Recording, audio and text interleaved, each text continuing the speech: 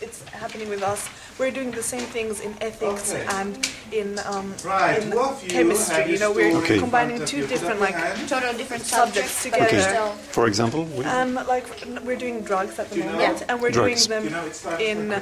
We did them in French lesson. We're talking about drugs. Yeah, drugs in French. In health lesson, we're talking about drugs, and in ethics, like we were talking about drugs. Okay. So the teachers actually plan them together so that we can apply each to.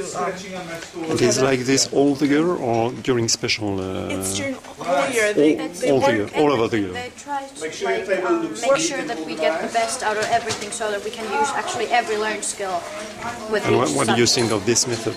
I think it's very good. I mean, it's surprisingly it really shows you that, like, for example, like with math, you can apply math to anything practically, and it helps you to think about the subject in a broader scale, in different other different contexts rather than only in math. Like you can use math you have to use it in chemistry and physics and in different other subjects also. Okay.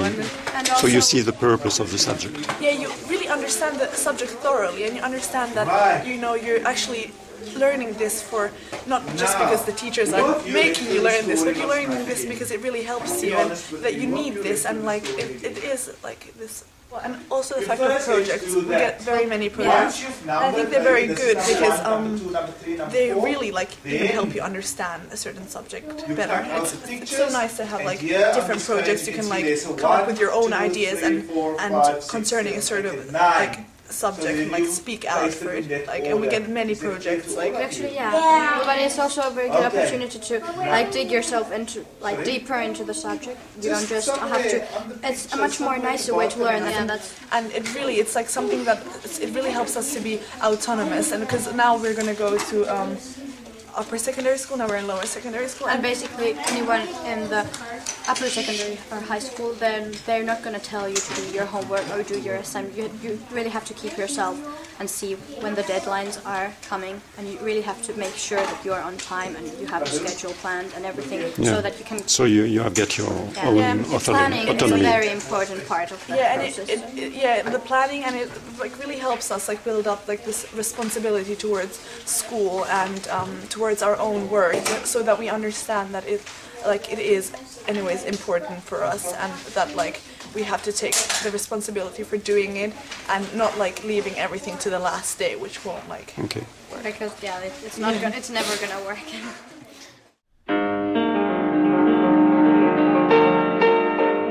Here I was so used to calling the teacher Mr. and Mrs., but here they would tell me to call them by their name, and I was like, oh no, I can't do this. I felt it's disrespectful.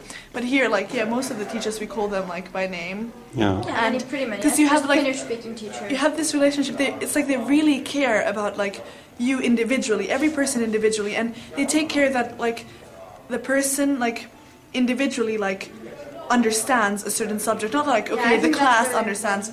They look okay, Maria doesn't understand this certain part. I also did that last year with the 9th graders, and in the meantime she's helping 8th graders and anyone who needs tutoring. Anyone can go and ask her, I don't understand this, and then she'll say, okay, I'm going to give you a tutoring session, and she's really being And this is usual? Yes. Or it is a special, very good teacher? No, we're given an example of our math teacher. We have our physics teacher does the same. If all our teachers, it's usual. It's very usual. If we need tutoring and if we need help, we can ask them and they give us tutoring, mathematical subjects, which really it's more common in mathematical subjects, and they also and then there's this really good atmosphere in classes also, because the teachers they also they have this caring towards you sort of, and there's not it is formal. We have a lot of respect, but the respect comes from because they care for us so much and they respect us, so we respect them, and there's all this whole thing going around, so that there isn't this sort of acidity between teacher and student, that we appreciate what the teacher has been teaching us. Actually, there's of course some teachers which we don't like as much as the others, but there isn't anyone in specific who we don't really, because they all really actually are pretty good at their subjects. They know what they're doing, and if they're nice to you, you're gonna be nice to them. So yeah, there's this mutual respect you have, and even like the way that they care so much about you. It's like if your friend cares about you, you can't just say no, I hate you. Yeah. And it's like that with the teachers. They really have this commitment to their subject and to like their purpose. They're not like, okay, I'm just here teaching in a school and I'm just doing this because I want money. They're like, no, I'm teaching because I want these young children. To most of the students feel that way, and I think it's like so shocking. I studied in Italy, and people there were totally different from here. I thought I came to some weird school for a second, and then I asked around to see if that was generally what applied to also other different schools in Finland, and it is like that. I don't know if the teachers have some special course. You don't need to make noise on purpose to disturb the... It might happen with substitutes sometimes. Sorry? It might happen with substitutes Yeah, sometimes. Yeah. Ways people take advantage of the situation, but Yeah. But with the teacher, it doesn't happen so much because actually, but if it happens, what happens? the teacher how does the teacher react? and they wait, and then they have this really sort annoyed of face. remorse, making us feel bad about it.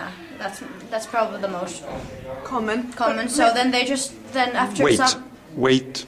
Yeah, they just wait. They don't then shout, and they don't maybe they might say, okay, they might try it first, okay, please class, can you calm down? But if it doesn't work, and then it's like reverse psychology sort of. So automatically the students are like, oh no, I feel so bad, maybe we should and then be quiet. the something like, are you? Yeah, because I mean, especially maybe we're now talking for 9th graders or for 7, 8, 9. But I think with the little kids, they have to say okay, you know.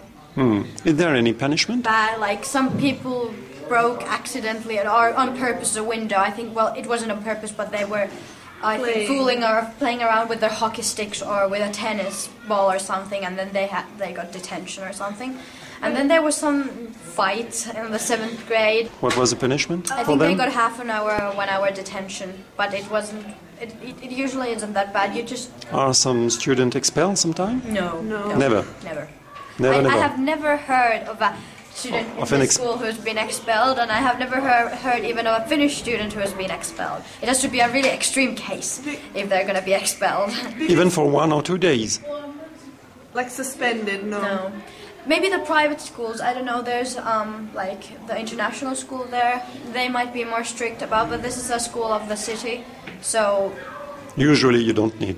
No. And also because there is this people don't go to such extremes. They don't purposely want to disturb the teachers or the school itself, because I think there's this sort of awareness that school is important, and that and the teachers, they don't there isn't this they don't we don't have this horrible feeling towards them oh, I hate my math teacher. Yeah, that's true. Actually, we don't have any teachers who we really dislike.